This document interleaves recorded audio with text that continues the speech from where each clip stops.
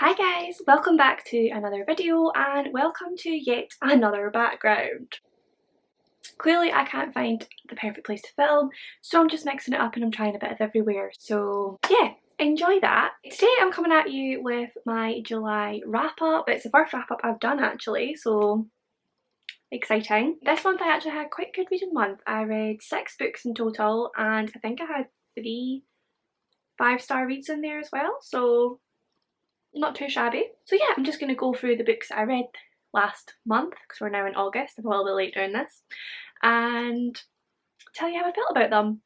So let's get into it. So the first book I read in July was The Black Flamingo by Dean Atta. If you watched my 24-hour reading vlog, you'll already know that I absolutely adored this book. If you don't know, it follows the life of a boy named Michael from birth up until he sort of finds himself and he finds his identity at university as he becomes a drag queen. And it's just amazing. It's so well written. It is written in verse, but as I've said before, sometimes I think that often adds to a story because when you write in verse you have to choose your words so carefully. It means each word is so much more powerful. And yeah, this book made me laugh, it made me cry, it made me happy, it made me sad, it made me angry. It made me feel all the emotions, and I think that is a sign of a very good book. So yeah, if you want to hear more of my thoughts and feelings about this one, then do watch my 24-hour reading vlog. I gave regular updates while I was reading this and each one was very positive. So yeah, 5-star read. And yeah, the next book I read in July was Cinderellas Dead by Kaylin Bayron. Again, I read this in my 24-hour reading vlog. I read this and I read The Black Flamingo over the course of 24 hours, and again I loved this book. I gave this 4 stars in the end. I did absolutely adore it, but it just didn't give me that 5-star feel. That's the only way that I'll ever rate anything 5 stars, is if I just get that feeling and I just know this is 5 stars. It makes sense to me, hopefully it makes sense to you as well. But yeah, I'm a huge fan of any sort of rewriting of classic fairy tales, especially sort of darker, more sort of political versions, and that's exactly what this is. It was much darker than I thought it was going to be, actually. Again, if you don't know, basically in this book it has been 200 years since the time of Cinderella, when she was chosen at the ball and had this amazing happy ever after. And now since then they've had this process where teenage girls are required to attend a ball, a yearly ball, and at that ball they will be judged on their finery and their looks by the men of the court and chosen to be a wife. So they have to attend this ball, otherwise they face persecution. And also if they do not find a suitable match within 3 tries, I think, of being there, they disappear and are never heard from again. So this follows the journey of Sophia, who is a young teenage girl who is in love with her best friend Erin. She doesn't want to marry a man, not only because of her sexuality but also because she doesn't agree with the process and the society that she lives in, and she wants to fight against that. So she goes on the run and she meets Constance, and the two of them try to bring down this horrible society together. And it's wonderful. I absolutely loved it. I think I'll probably reread this at a later date as well. That's how much I enjoyed it. I just thought it was so clever how Kaylin Bayron twisted such a classic fairy tale and made it so dark and so interesting. And of course I love the female-female romance. That's something I've said before. I do need to read more sort of sapphic romance novels because I do try to read like a diverse range of books, but when it comes to LGBTQIA it tends to be male-male romances, so I do need to read a lot more female-female romances. But yeah, wonderful book, 4-star read, would highly recommend. The next book I read in July was Only Mostly Devastated by Sophie Gonzalez. I've mentioned this before, but this is a queer retelling of Greece.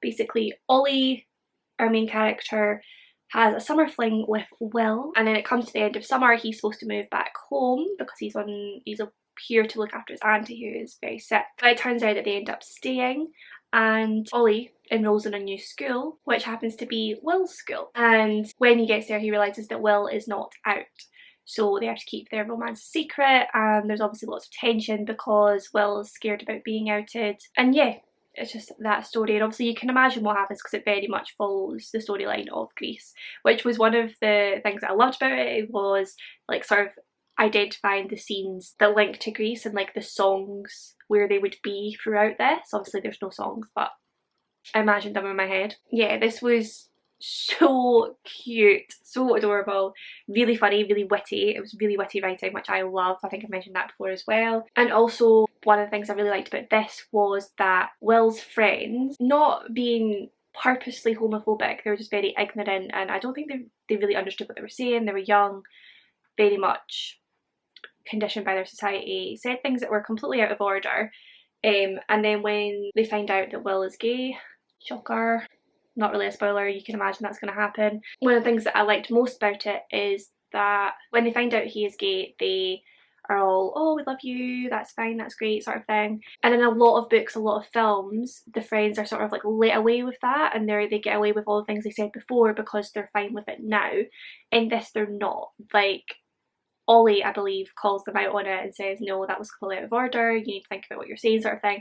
And that's one of the things I really enjoyed about this, because there's too many books where they just sort of get away with things and they're not called out on it and they're not forced to understand the effect of their words. So yeah, I really like that. I gave this book 4 stars. Again, I loved it. It just didn't give me that 5-star feel. But yeah, it was a lot of fun, it was really cute, and also dealt with some important issues in there as well, so would recommend. The next book I read in July was actually my lowest rated book.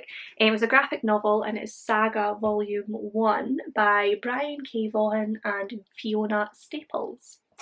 I did really enjoy it. I really enjoyed the storyline, and I am going to read the second volume because it ended on quite the cliffhanger and I really want to see what happens next. And the artwork is insane, like unreal. But I did have a couple of issues with it. There is a war going on in this novel, in this series, and at one point one of the characters describes it as, like, they say, this retarded war, and that just, like, I hate that word, and there's never any need to use that word. It is highly offensive, has horrible connotations, and it just didn't need to be used in that scenario. That really brought it down for me. Like, whenever I hear anyone use that word, it just makes me so angry. There's no need for it. And my other issue, I don't know yet, I need to sort of research it more and talk about other people who have read the book, but there's a lot of boobies in this and I don't know how necessary it is.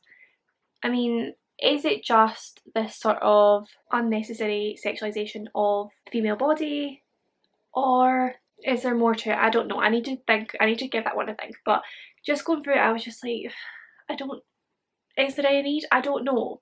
So yeah, I gave this book 3 stars in the end, but I did really enjoy it and I do want to continue with the series. Hopefully there will be no more offensive language in it. The next book I read in July was Fence Volume 1 by C.S. Pacat, Joanna the Mad and Joanna La Fuente.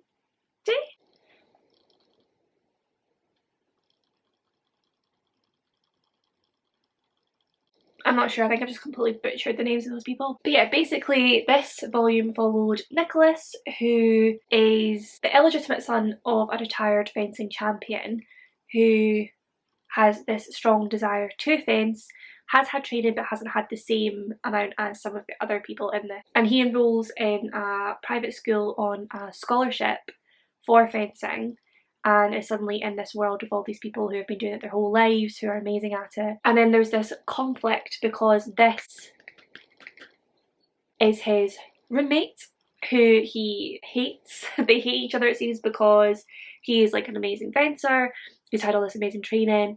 He kind of looks down on Nicholas, and Nicholas looks at him and thinks, I will beat you. But I'm assuming what's going to happen is that's going to become a romance.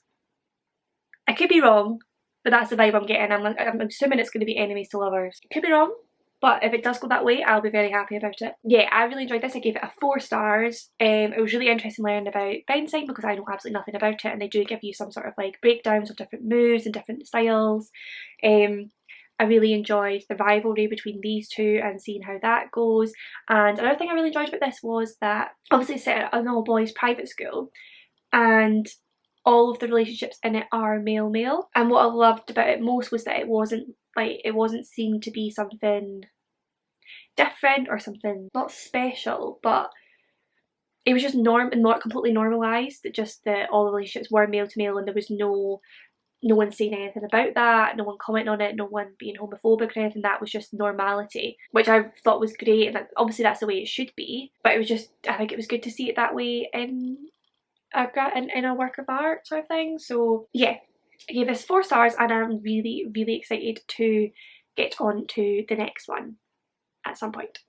I can see this being a new favourite graphic novel series, because my current favourite is Heartstopper, but that's because that's the only series I've ever read, so hopefully this one will join it in my favourite. Okay, and the final book I read in July was Clap When You Land by Elizabeth Acevedo, and